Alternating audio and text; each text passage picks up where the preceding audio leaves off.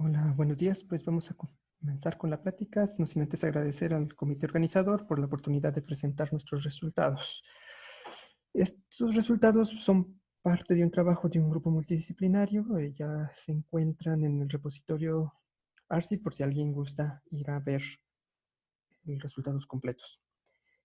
Vamos a empezar con una gráfica dirigida con sus vértices y sus aristas B y E respectivamente.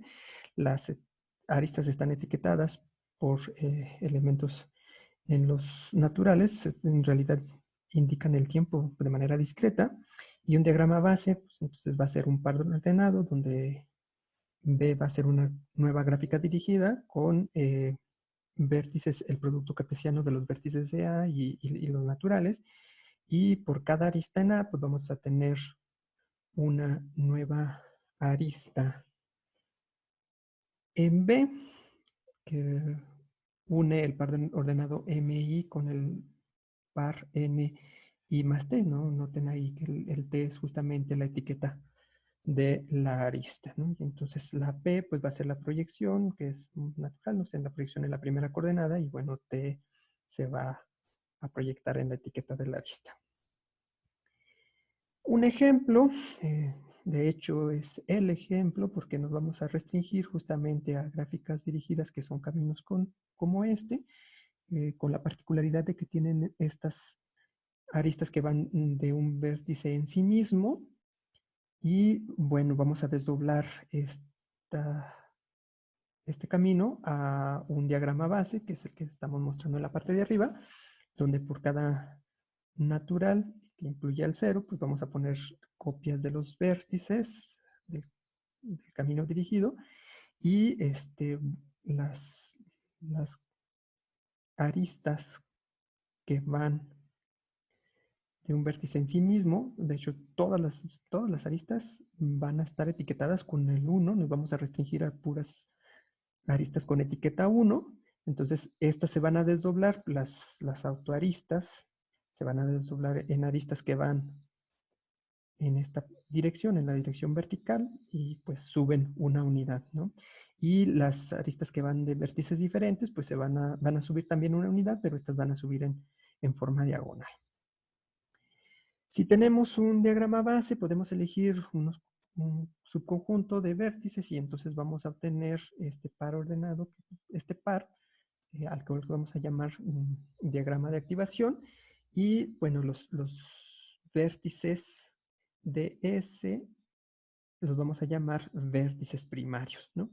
De hecho, son vértices que van a estar activos, ¿no? Y una forma de activar nuevos vértices va a ser la siguiente. Si yo, por ejemplo, tengo este vértice nt más 1, vamos a decir que está activado si los anteriores n-1, t y nt están activos o son primarios, y entonces activan a este vértice. A estos vértices que se activan de esa forma los vamos a llamar vértices secundarios. Entonces, en un diagrama de activación vamos a ver primero los vértices que hemos elegido como primarios, que también van a ser activos, y esos a su vez van a activar a otros vértices que son los vértices secundarios, y entonces vamos a ver vértices de esta forma. Perdón, diagramas de activación de esta forma. Nosotros en particular vamos a estar interesados en cosas que se llaman pirámides. Aquí tenemos un ejemplo sencillo. Los vértices de hasta abajo forman la base. En este caso los he marcado con dos circulitos y vamos a decir que estos son los primarios, y entonces como consecuencia de la activación de estos vértices primarios se activan estos dos de aquí arribita como secundarios, y estos dos a su vez activan al pequeñito de acá, al único que está acá, ¿no? Hay pirámides de bases más grandes. El asunto es que se forman así, ¿no? Que son, si tienen n en la base, van a subir n también hacia arriba, ¿no? ¿Qué pasa si le ponemos un vértice a una pirámide? Aquí tenemos la base de una pirámide y le ponemos un vértice a la izquierda, pues entonces se activan estos elementos en la diagonal, por consecuencia, ¿no? Y si lo ponemos a la izquierda, pues entonces, perdón, a la derecha, pues entonces se van a activar los vértices en la columna justamente del vértice que se activa, ¿no? Noten que se han generado nuevas pirámides, aunque ahora en la base no tenemos primarios. Sucede en los dos casos.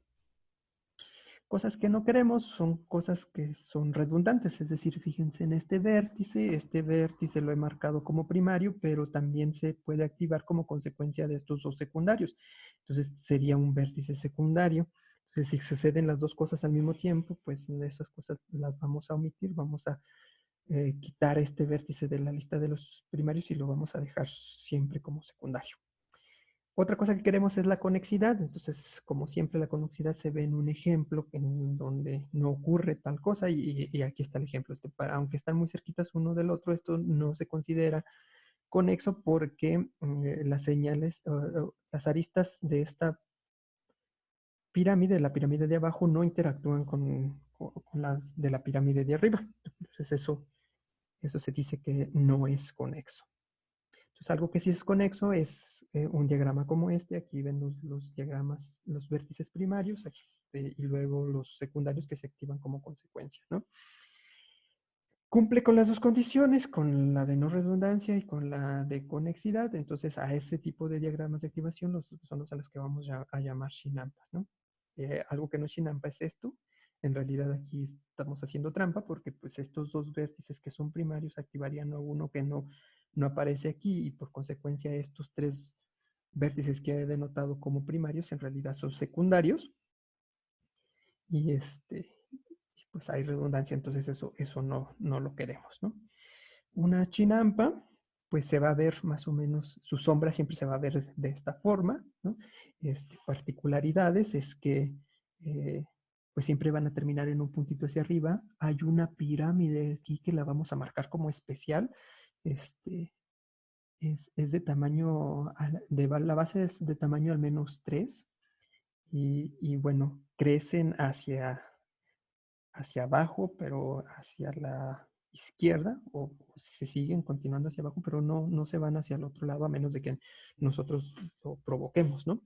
Pero eh, algo que más también que tenemos que observar es que las chinampas pues están compuestas de pirámides chiquitas. Aquí pueden ver pirámides, ustedes, las sombras de las pirámides.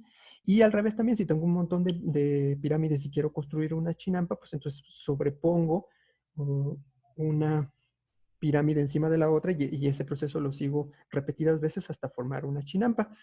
No podemos poner pirámides una a un lado de la otra porque entonces ocurriría lo que pasa acá, ¿no? Aquí tengo una pirámide de tamaño 2 al lado de otra pirámide de tamaño 2 y entonces eso provoca redundancia y por lo tanto las pirámides no pueden estar juntas a menos de que esté una dentro de la otra, ¿no? Pero eso también pues, lo obviamos, ¿no? Vamos a definir la ganancia como la diferencia entre vértices secundarios y vértices primarios, ¿no? Entonces, podemos elegir una función, podemos construir una función que la construimos a partir de la ganancia y esta función satisface el principio de eh, inclusión-exclusión, parecido a la intersección de conjuntos por la forma en la que vamos a sobreponer las pirámides, ¿no?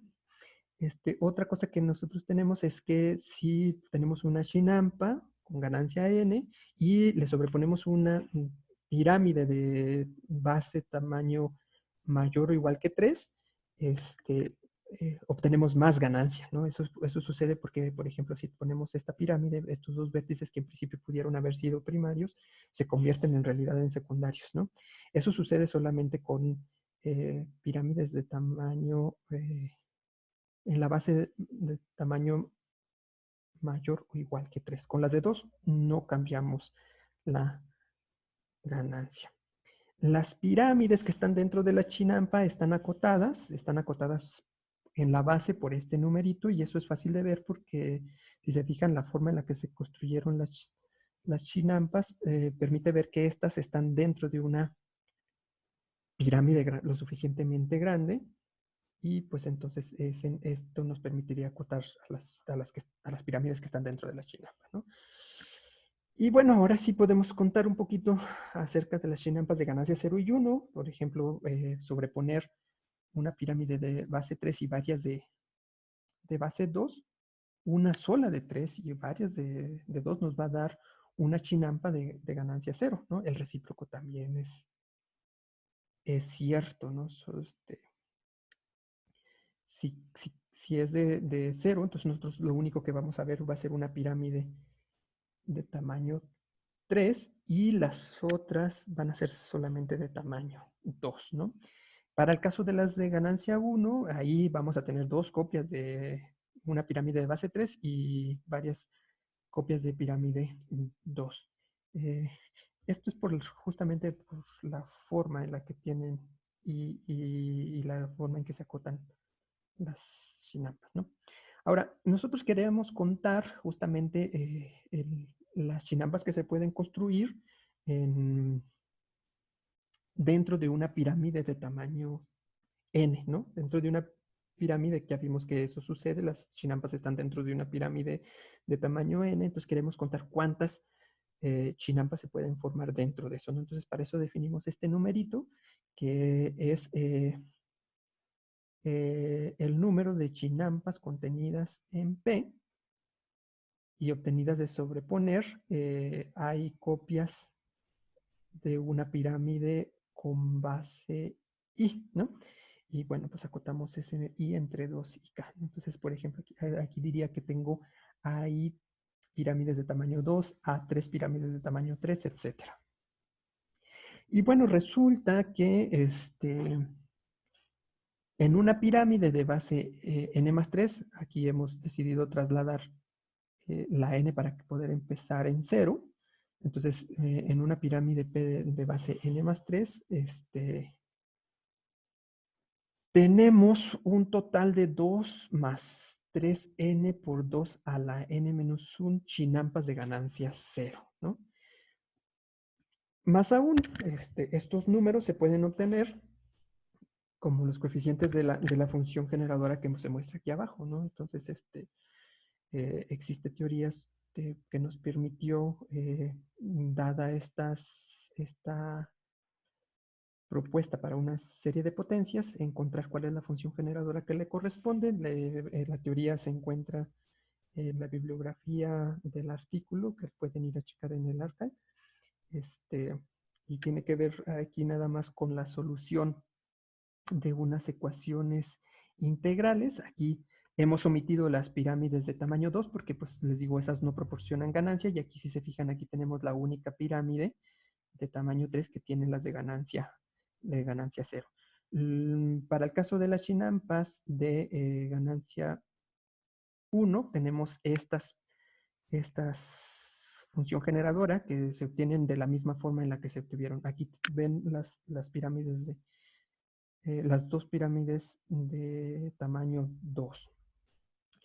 Para seguir hacia adelante ya no tenemos resultados tan precisos, pero tenemos una herramienta que hemos utilizado para contar, por ejemplo, las raíces, cuántas raíces tienen, cómo son las chinampas de tamaños más grandes, ¿no? De ganancia más grande, ¿no?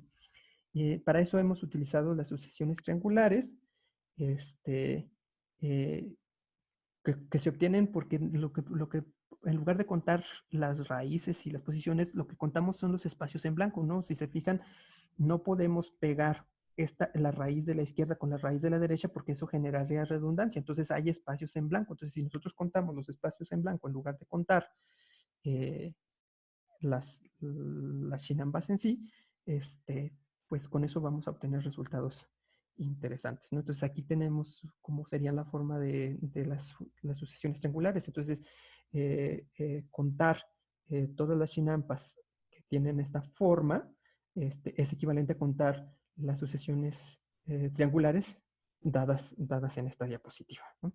Entonces, no se puede, no hemos logrado encontrar contar todas las chinampas, pero el K no nos interesa mucho. Aquí en este caso el K es la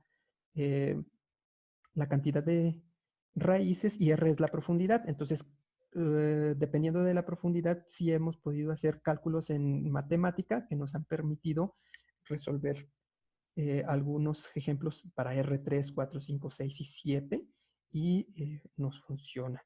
Pero pues no hemos avanzado mucho más, pero hay un artículo en el que pueden ver ustedes algunos avances de esto. No, no exactamente resolver este problema, pero otros similares y ese también lo encuentran en el ARC. Sería todo. Muchas gracias. Quedo a sus órdenes.